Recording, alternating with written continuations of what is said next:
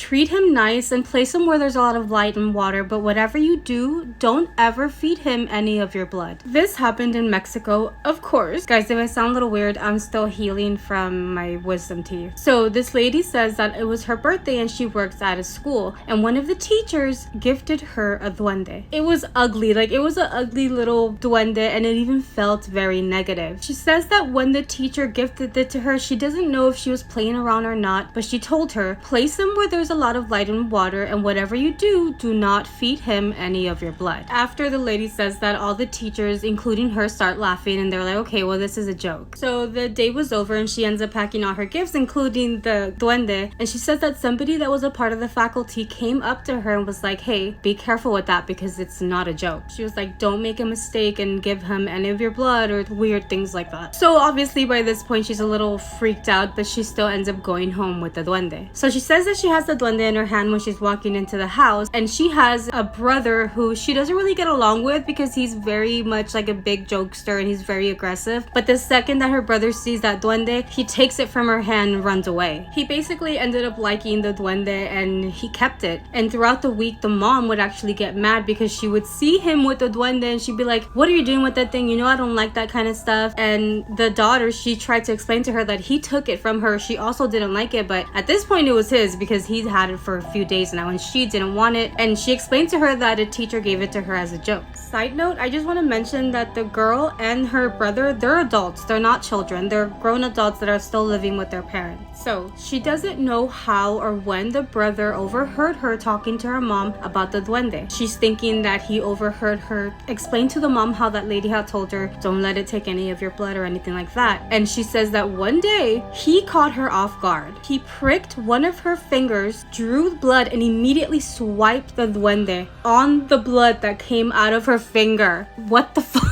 So obviously she's looking at him like, what the fuck did you just do? And he tells her, what? I've been giving the duende some of my blood every day. She says that that very same day, strange things started happening in their home. She says that very night that she's laying in bed trying to go to sleep, she hears little footsteps all around her room. And mind you, there's no little kids. They don't even have pets. She says that she can hear the little footsteps coming like close to where she's laying. And a few moments later, she can hear her brother screaming from his bedroom. She gets up, she runs towards the brother's room, and that's where she meets up with her parents too. They turn the light on and they're like, what's going on? And the brother tells them that something is moving his bed. So the days would pass and she explains how every day something strange happens. For example, she will walk into her bedroom and as she walks in, a random book just moved by itself. She goes into the living room and a whole chair will slide like in front of her eyes. She said that she even sees like her clothes moving, and it happens every time she walks into a room, almost as if something is waiting to tell her, hey,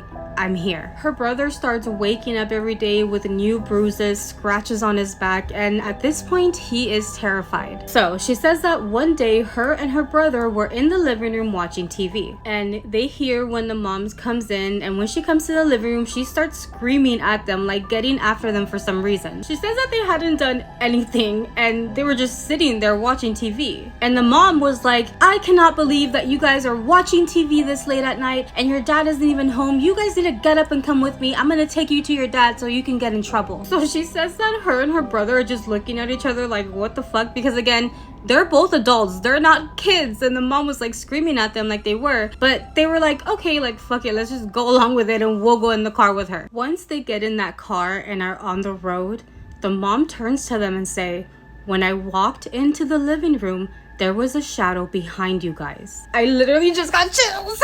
She was like, we're not returning back home until we get rid of that thing. So the entire weekend they were moving into some of their family members' homes, and even those family members started experiencing things in their homes as well. She says that she wasn't there when it happened, but the mom actually got a priest to go into their home, bless it, and take that little duende figurine away. And after that, everything thankfully stopped. So if you want to listen to this in Spanish, it's from Hablemos de lo que no existe, and this is what the video will look like. I love listening to them in Spanish because they're a lot scarier than in English. I really hope that brother was apologetic after that and maybe nicer after that, because what the heck. But anyways, what do you guys think?